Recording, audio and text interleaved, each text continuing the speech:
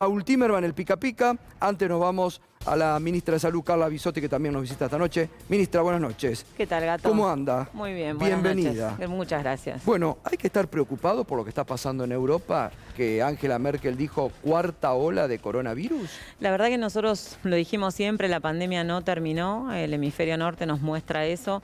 Es muy preocupante, la situación es bastante diferente en los distintos países, pero hay países que tienen coberturas de vacunación altas, con esquemas completos. Las grandes diferencias son que ha pasado un tiempo del esquema inicial que recibieron en el hemisferio norte. Casi ningún país de Europa está vacunando menores de 12 años y la verdad es que cuando uno ve a Alemania específicamente, la dinámica de transmisión se centra en la escolaridad, en el invierno y la transmisión intrafamiliar desde la escuela. Eso es, la verdad que el número de casos en niños ha aumentado. El tiempo que ha pasado desde el esquema completo hace que eso repercuta en quienes tienen más riesgo y están ahora también empezando a dar los refuerzos. Nosotros tenemos una oportunidad enorme que es ahora seguir avanzando con la vacunación, tener los esquemas completos y ¿Qué porcentaje hay a esta altura? 80 y 62% de toda la población, sí. 80% con una dosis, 62% con 2 dosis. Cuando uno ve los mayores de 50 años, que son los que tienen más riesgo, es más del 90, 94% y 88% sí. con 2 dosis. Los adolescentes ya tenemos 70% con una dosis y 30% con 2 dosis. ¿Por qué hay tanta diferencia con la segunda dosis? ¿Hay gente que no se ha vacunado? ¿Qué pasó? Bueno, siempre hay...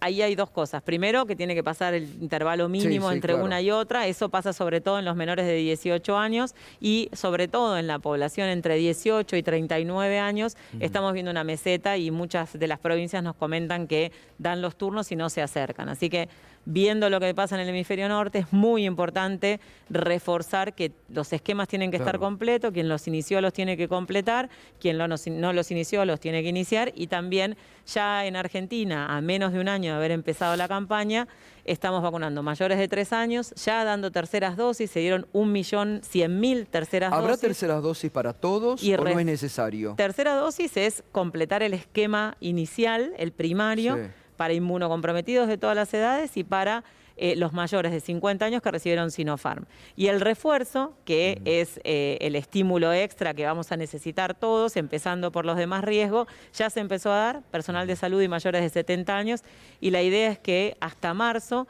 por lo menos las personas de más riesgo ya tengan el esquema con el refuerzo y podamos avanzar según los planes de cada provincia para disminuir la transmisión viral. ¿Y qué está pasando con la curva de contagio que venía descendiendo muy bien? ¿Se amesetó, creció? Sí. Nosotros tuvimos 20 semanas de descenso consecutivo y hace 5 semanas ese descenso no solo dejó de suceder, sino que hay un leve incremento de entre 10 y 20% por semana, con un número absoluto que es bajo, pero con una parte que es muy positiva, que es que está estable, con una movilidad muy importante de las personas y con ya casi 90% de la variante Delta circulando. Así que con Delta predominante y con una movilidad casi normal, tenemos una estabilidad baja del número de casos. Para sostener esto necesitamos seguir con los cuidados en los espacios cerrados fundamentalmente. Si tenemos síntomas, no subestimarlos y acercarnos para testearnos y hacer el aislamiento y seguir vacunándonos con los esquemas completos y con los refuerzos. Juan. ¿Qué tal, ministra? Buenas noches. Ayer hablábamos con Nicolás Kreplak en la radio y nos decía es probable que de acá a abril tengamos una nueva ola de contagios. ¿Cómo lo ve y en tal caso cómo estamos preparados para ello? Nosotros el viernes tenemos un Consejo Federal de Salud para tratar este tema especialmente.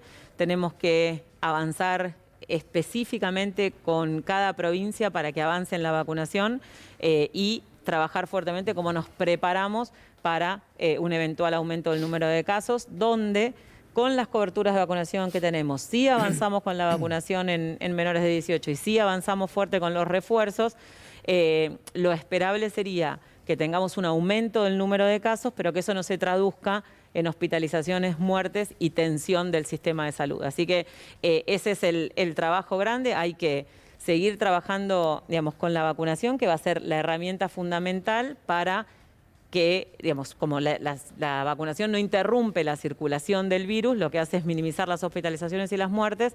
Lo que estamos esperando es que esa ola no tenga el impacto que tuvieron las anteriores, y ojalá que si podemos avanzar fuerte sea lo menos posible. Y una más, ¿existen precisiones respecto de qué cantidad o qué porcentaje, mejor dicho, de internados no está vacunado hoy?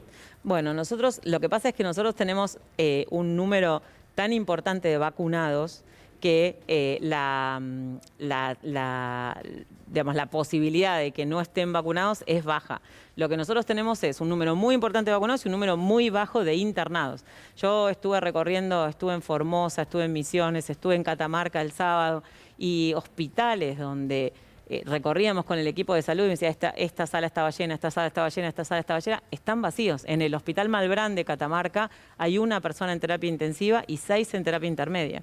Entonces, en ese contexto, teniendo un número tan importante de personas vacunadas y teniendo digamos, tan poca gente en terapia intensiva, digamos, la diferencia no es tan impactante como lo es en Europa, donde 80 o 90% de las personas están no vacunadas. Claro.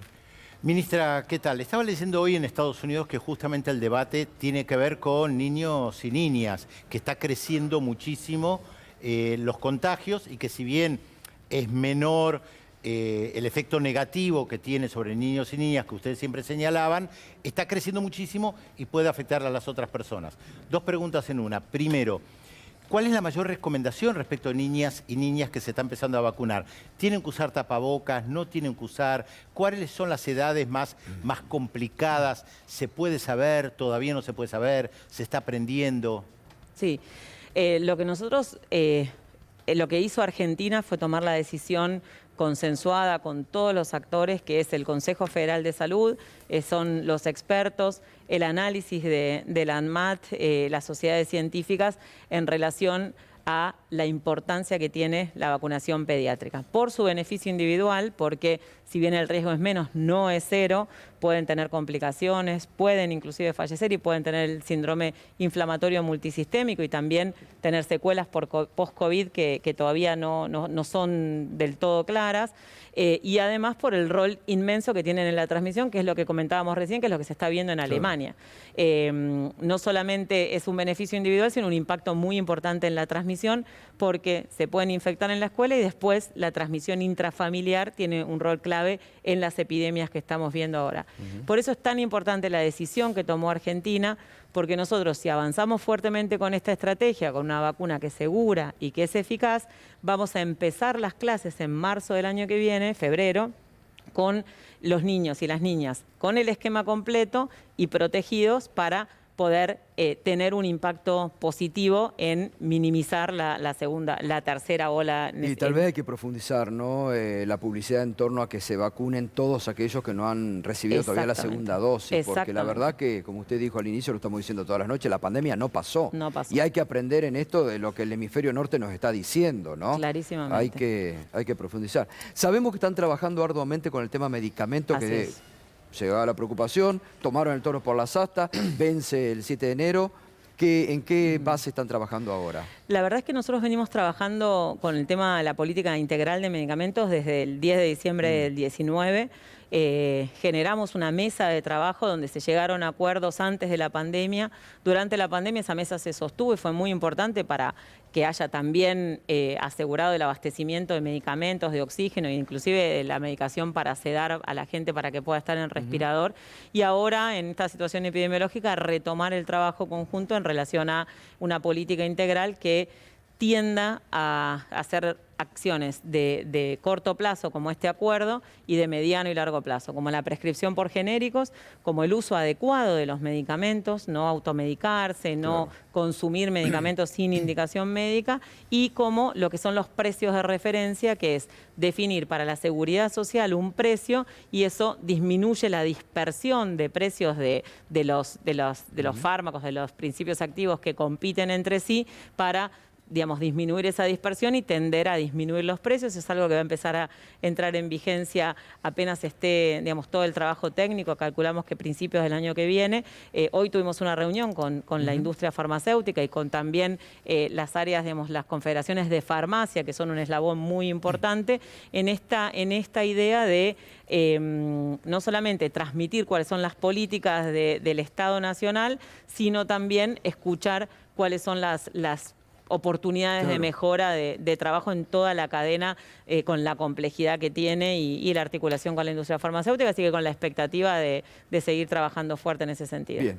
Carla, gracias como siempre. Por favor, muy a ustedes. Amable. Muchas gracias. Un gustazo, como Chau, siempre. Gato, hasta Gracias. luego.